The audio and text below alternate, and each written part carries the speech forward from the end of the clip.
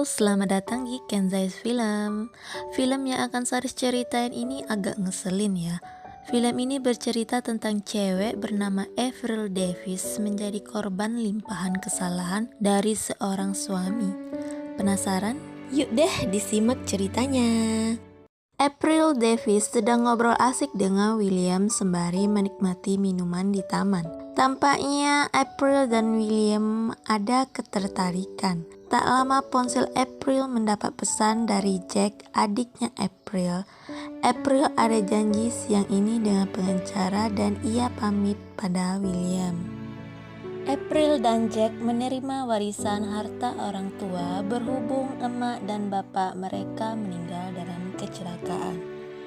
April, pemegang utama warisan tersebut, mendapat 53%. Jack tentu bertanya-tanya, harusnya kan bagi sama rata. Pengacara menjelaskan 3% diberikan untuk pelaksana pengelola aset. Ya, si Jack mau ngomong apalagi dia juga baru akan masuk kuliah dan baru aja dikeluarkan dari panti rehabilitas. Jack akan terima warisan setelah dia lulus kuliah. Di tengah-tengah obrolan, April mendapat pesan dari Robert mengucapkan selamat hari Valentine dan akan memberikan kejutan pada April. Saat perjalanan pulang, William mengirim pesan soal obrolan di taman dan mengirim foto dadanya yang six pack. Ya, terlihat seksi. April pun tersenyum senang, ia juga mengirim fotonya yang menggoda. Malam ini April sangat gembira, sedikit bergoyang-goyang sambil menyetir.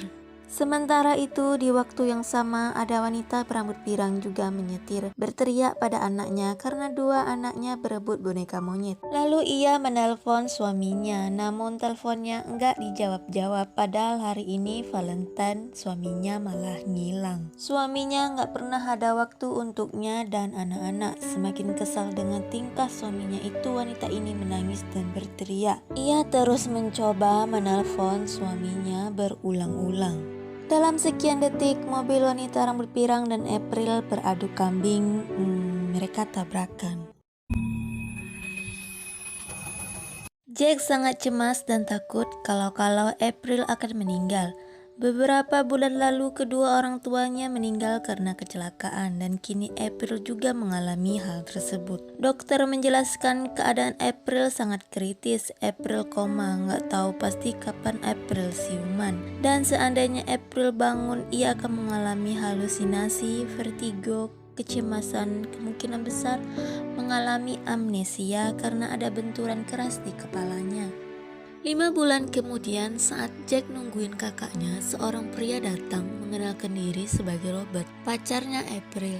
Sekilas Jack merasa janggal, namun Robert menjelaskan semua hal pada Jack bahwa Robert benar-benar pacarnya. Paling tidak udah banyak mengenal soal Jack dari April. Jack mengatakan April gak pernah cerita apa-apa soal Robert. Robert mendapat informasi dari dokter, April tidak akan sadar dalam beberapa bulan ke depan. Jack berharap April tidak koma begitu lama. Robert menyarankan Jack untuk pergi liburan ke luar negeri seperti rencana sebelum tabrakan itu terjadi. Jack berpikir, ini orang kok tahu sih dia mau pergi. Robert membujuk agar pergi liburan karena Jack juga udah lama terkurung di panti. Semua ini keinginan April, ucapnya meyakinkan. Selama Jack pergi, Robert yang akan jagain April.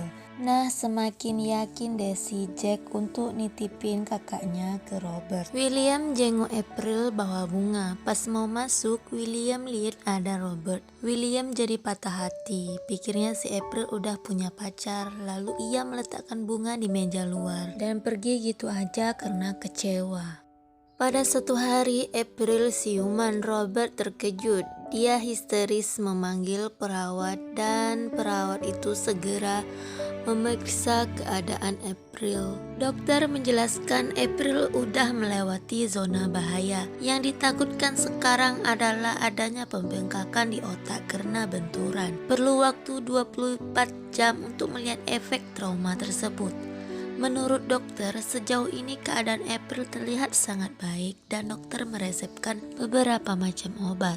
Dokter menanyakan pada April apakah April mengingat sesuatu sebelum atau sesudah kecelakaan. April teringat, lalu April menanyakan gimana kondisi yang bertabrakan dengannya. Dokter pun menjawab sangat disayangkan, semua enggak selamat. Mengejutkan, dua detektif datang menjenguk April untuk menanyakan perihal kecelakaan. Robert dengan cepat mengatakan ini bukan waktu yang tepat untuk mengorek informasi. Tapi April mempersilahkan dua detektif tersebut menjalankan tugasnya. Detektif Grant mengatakan hasil lab darah April terdapat alkohol di titik 07. Meskipun kadar tersebut berada di bawah batas keamanan, namun hal itu menjadi ada hubungannya dengan kecelakaan tersebut. Selain itu, saat mengemudi ada aktivitas berkirim-kirim pesan di detik-detik waktu kecelakaan. April menyangkal ia berkirim pesan saat lampu merah.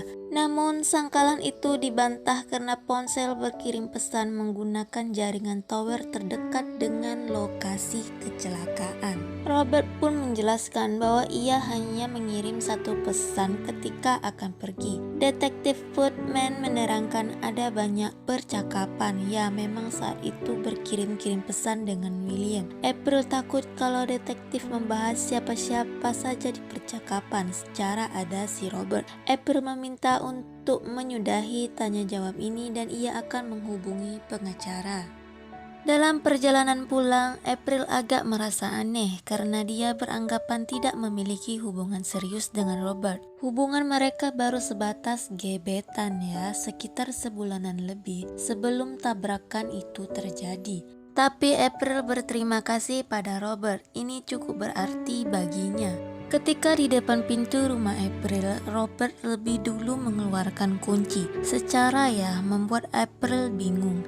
Ini orang loh baru kencan sebulan 2 bulan kok udah pegang kunci rumah April gitu kan. Tanpa rasa canggung, Robert mengatakan dia buat kunci serep. Artinya tuh laki-laki ya udah muter-muter gitu di rumahnya April. April terkejut karena Robert juga telah mengganti monitor komputernya. Robert beralasan vendor yang ngasih, sayangkan kalau enggak dipakai. April yang masih kebingungan menganggap Robert telah berani mengganti propertinya saat ia koma. Tapi ya, ia malas untuk berpikir jauh karena kan baru juga sehat. Enggak mau pusing-pusing mikirin itu. Ya elah, nih orang dah tinggal serumah aja. Tapi malam ini April nggak bisa tidur, mungkin pengaruh obat. April keluar mengambil anggur dan ngecek komputernya. April buka pesan masuk dan ngeklik sebuah surel yang bikin dia penasaran. Di situ dikatakan tempat-tempat untuk dikunjungi sebelum kau mati. April pun tertarik. Ia mengetik Menara Eiffel pencarian di link tersebut. Jadi muncullah gambar menara dengan banyak pengunjung di kaki tower itu. April memperbesar gambar tersebut, terlihat sebuah keluarga dengan memegang boneka monyet dan ada tanda 3 hati di lengan. April mengetik lagi nama Big Ben. Setelah gambar muncul, ia melihat keluarga tadi berada di gambar itu. Ia merasakan agak aneh, lekas ia tersenyum, mungkin karena udah larut malam jadi otaknya agak berhalusinasi. Ketika hendak mengambil pakaian pagi itu di dekat jaket Robert, April menemukan kartu nama detektif Parkman. Detektif ini detektif yang gemuk yang waktu di rumah sakit kemarin. April merasa tidak ada yang beres dengan dirinya. Ia menelepon Jack adiknya, tapi adiknya ini bukanlah orang yang ramah. Kerjaannya hura-hura, pecandu dan liar. April berharap Jack bisa dijadikan tempat bercerita akan apa yang dia cemaskan. Mereka hanya berdua saja, namun adiknya ini bukanlah lawan diskusi yang baik.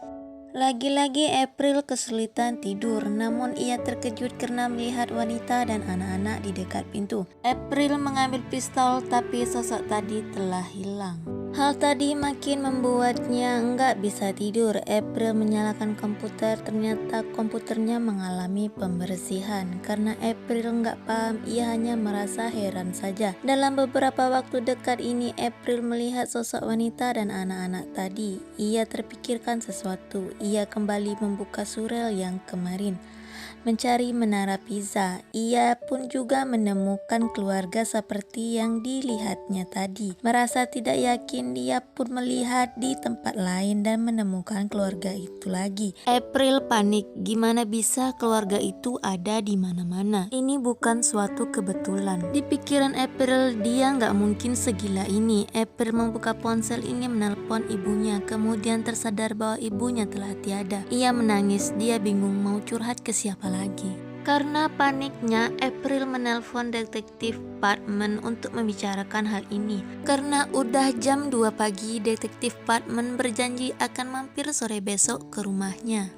Setelah sarapan, April menyalakan TV. Ternyata ada kabar duka bahwa detektif Parkman telah meninggal. Kecurigaan penyelidikan ini merupakan kasus pembunuhan. Seketika air mata April berderai. Baru 7 jam lalu ia bicara dengan detektif itu.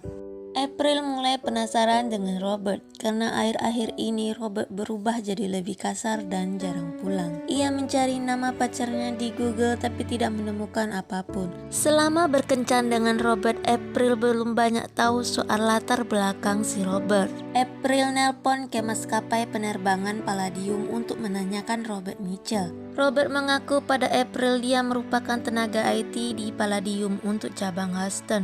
Kenyataan yang April terima, tidak ada tenaga IT yang bernama Robert Mitchell dan tidak pula Palladium Airlines ada cabang di Houston. Kabar itu mengguncang jiwanya. Seketika ingatan April mengulang kejadian saat pertama kali bertemu dengan Robert.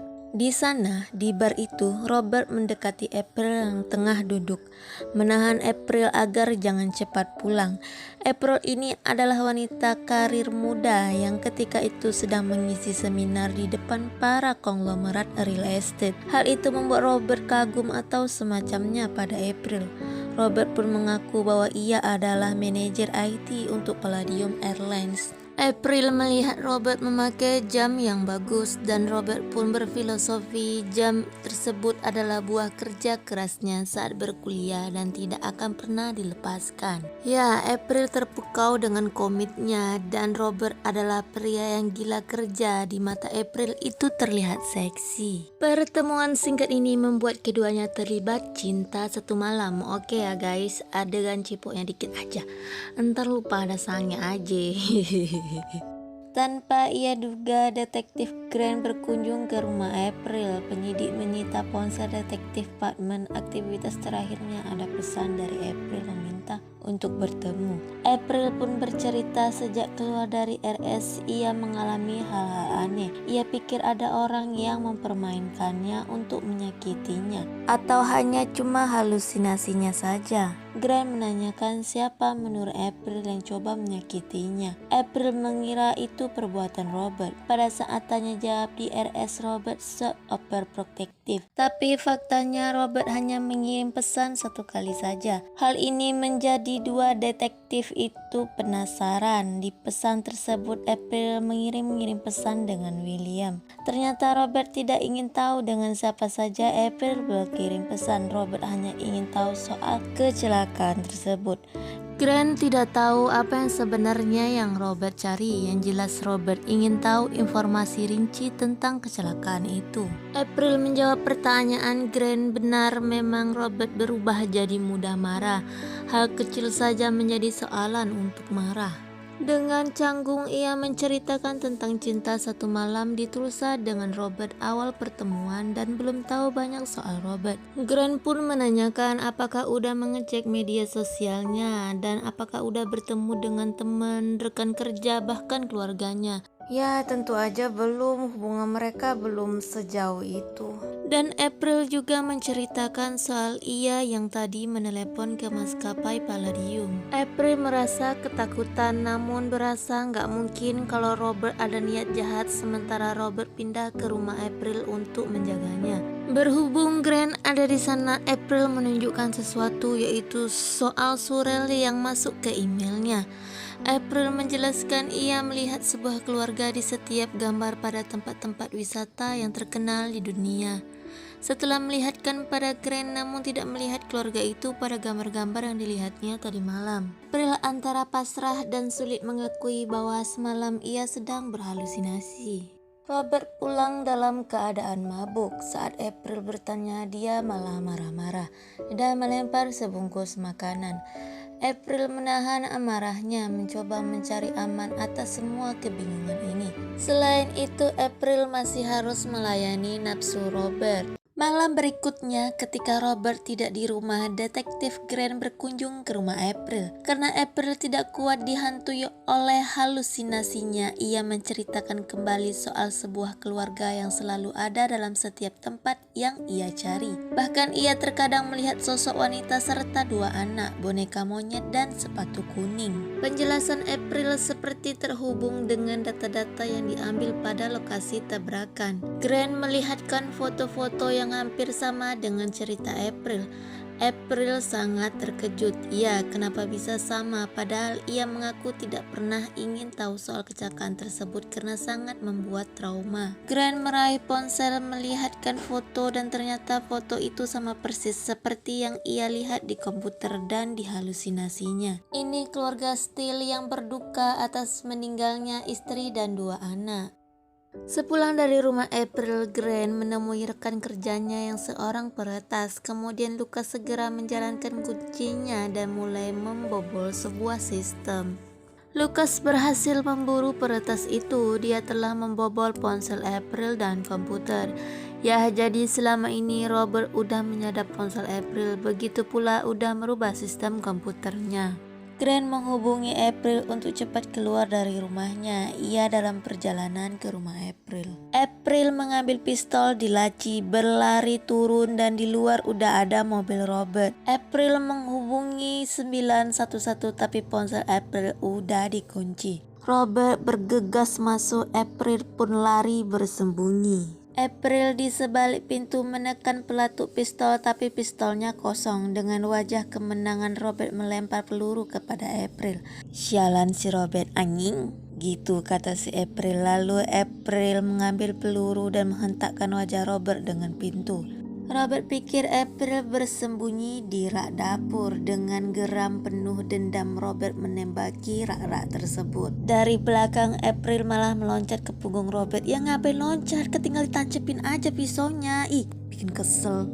Jadinya Robert menekan-nekan April ke dinding. April jatuh dan cepat menyambet paha Robert pakai pisau. Mampus. Tatapan Robert penuh dendam marah. April merangkak menjangkau pistol lalu ditendang sama Robert. Robert mau menembak April. April cepat mengambil pisau dan membacok tangan Robert. Bet gitu aja lo kalah. Kurang gercep lo, selingkuh iya lo, cepet. April lari dan malah jatuh ke basement. Dengan langkah terseok-seok Robert mencari April ke basement. April menggebuk Robert dengan pipa besi dan pluk jatuh. Melihat 2 tiang itu sepertinya Mimin pernah melihat ruangan ini di film lain. April menanyakan mengapa melakukan ini kepadanya. Apa karena ia telah berselingkuh dengan William? April menegaskan mengatakan mereka tidak dalam hubungan serius. Robert menyuruh April untuk berpikir lebih keras dan dia melihatkan lengan yang berlambang 3 hati. April terdiam melongo. Jeng.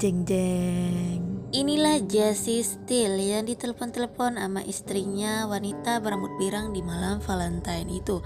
Seorang bapak dan suami yang tidak punya waktu untuk keluarga kecilnya. Bahkan sebelum Valentine dia udah bercinta dengan April. Sekarang dia balas dendam. Jesse menyuruh April untuk mengakui pembunuhan keluarganya. Jesse, ya nggak bisa gitu dong. Itu kan tabrakan. 2 pihak ada kelemahan masing-masing. Bini lu nggak fokus karena nyariin lu yang sibuk selingkuh. Nah si April nggak fokus karena berkirim-kirim pesan. Lu nggak bisa dong limpahin semua kesalahan ke April. Lah April juga koma tuh hampir 6 bulan. Lu sebenarnya menyesal, merasa bersalah karena kurang peduli ke keluarga lo. Saat keluarga lo hilang, lo nyalain April. Ketika Jesse lengah, April menggebuk Jesse dengan pipa besi. April mengambil pistol dan menembak Jesse. Atas kelalaian April yang mengakibatkan 3 nyawa melayang gitu aja, April dikenai hukuman 5 tahun percobaan. Jika selama 6 bulan April tidak taat aturan, maka ia akan dijebloskan ke penjara tanpa sidang. April bernapas lega, ia masih diberi kesempatan.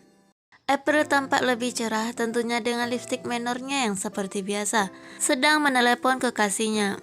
Siapa ya pacar April yang sekarang?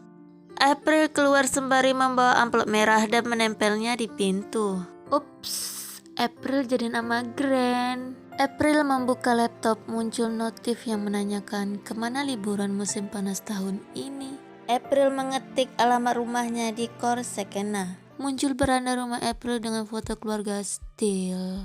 Wah, ini meresahkan ini. April mendengar kaca jatuh. Ternyata foto April dan Grant udah di lantai dengan serpihan kaca-kaca. Seketika jantung April berdetak seperti kaki kuda berlari. Grant senyum bahagia mendapati amplop dari April. Pria berkulit gelap itu masuk sembari memanggil kekasihnya. Namun rumah begitu sunyi, suara musik yang terdengar sumbang. Grant mendengar pintu berderit. Grant mendekati suara itu menuju tangga basement. Apa-apaan sih nih film? April and Grant bahagia aja sih. Ini yang buat skenario pamannya Steele ya. Aduh, bikin emosi aja tahu nggak ya? Aduh, sakit kepala. Oke guys, makasih udah nonton Kenzai's Film. Kalau kamu suka, subscribe ya. Sampai jumpa di film berikutnya. Bye-bye.